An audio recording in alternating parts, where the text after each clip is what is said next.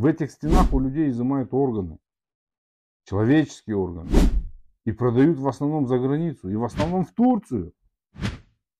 И это есть Национальный научный центр хирургии имени Сызганова, один из ведущих научных институтов страны и гордость страны в сфере медицины.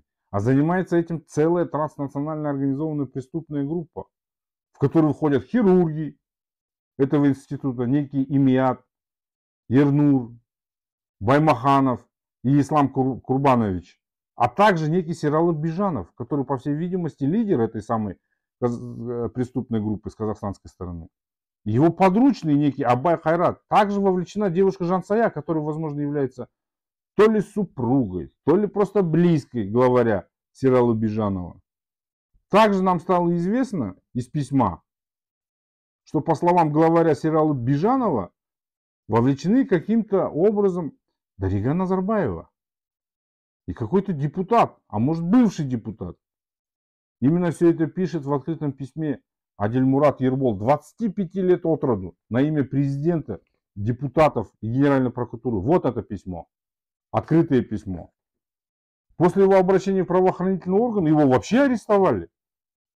Могут участвовать еще и сотрудники правоохранительных органов, соответственно. Напрашивается вывод. Еще участвует несколько человек, то ли турецкой, то ли кавказской внешности. Представляете себе, какие люди могут быть вовлечены в черную торговлю человеческими органами, нашими согражданами. Примерный оборот этой транснациональной организованной преступной группы, даже по самым скромным подсчетам, легко достигает 2 миллиардов 400 миллионов тенге в месяц. Не в год, в месяц. Давайте посчитаем. Как указано в открытом письме, в месяц изымаются органы у 40 человек. Представляете себе. Самый дешевый орган у человека — это почка. Одна почка стоит на рынке около 60 миллионов тенге. Все это умножаем на 40 и получаем 2 миллиарда 400 миллионов тенге в месяц. Мы это подсчитали по самому дешевому органу почки. Схема работает следующим образом. В социальной сети ВКонтакте банда подыскивает под разными предлогами жертв. В том числе под предлогом донорства. И обманом или уговорами тех, кто попал в кабалу и финансовую зависимость. В рабство, можно сказать. И заманивают их в этот институт имени Сызганова. Представляете себе, до чего можно довести человека? Проводят полное обследование, причем бесплатно. Где вы бесплатно проходили обследование? А потом, если ты здоров, ложат на операционный стол и изымают органы. Ну, конечно, если речь идет о почках. Или других органах, без которых человек может прожить. Без одной почки-то человек может прожить. И то он практически инвалид. А у кого-то в предсмертном состоянии просто изымают сердце, печень и так далее. Именно так и заманили этого 25-летнего Адильмурата Ербола. И об этом он указывает в открытом письме. На имя президента. На имя депутатов. На имя генерального прокурора. А заманили его всего за 6 миллионов тенге за почку. И даже за это не заплатили эти 6 миллионов. Попросту его кинули. Он побежал в правоохранительные органы с заявлением, с жалобой. А вместо этого его еще и посадили. Видимо, чтобы он молчал. Заткнулся, так сказать. Представляете, забрали почку, не заплатили, а еще и посадили. И по словам молодого человека, еще и выпустили на свободу главаря Сералы Бижанова. Хирургов вообще не трогают. В отношении остальных вообще тишина. Вот это мафия у нас в стране. Эту мафию не победить никому. Разве что только если все общество не начнет бороться с этой мафией, в которой вовлечены все, вплоть до правоохранительных органов. А теперь кто же эти хирурги, которых называет Адильмурат Ербол?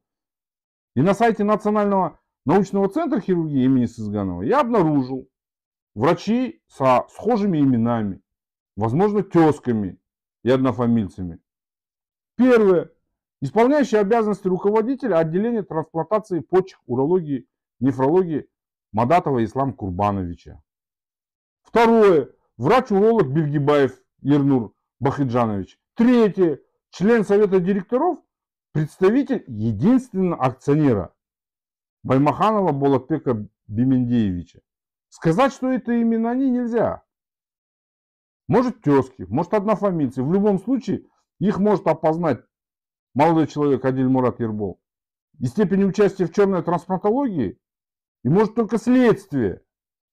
Но точно могу сказать, что Адильмурат Ербол — это молодой человек, жертва, которого довели до отчаяния. И обманным путем у него извлекли почку, не заплатили денег. А после его обращения в правоохранительные органы его еще и арестовали за незаконную торговлю человеческими органами. Представляете, да, себе? И теперь он находится в СИЗО, практически инвалид, с одной почкой. Как это так можно было сделать? Зато все остальные на свободе, в том числе хирурги. По словам Адильмурата Ербола, организатор и главарь черных трансплантологов Серал Бижанов, торгующий человеческими органами, находится на свободе. Про хирургов я вообще молчу. Как так? Вот это у нас мафия, это простой пример мафии казахстанской, торгующей человеческими органами за границу.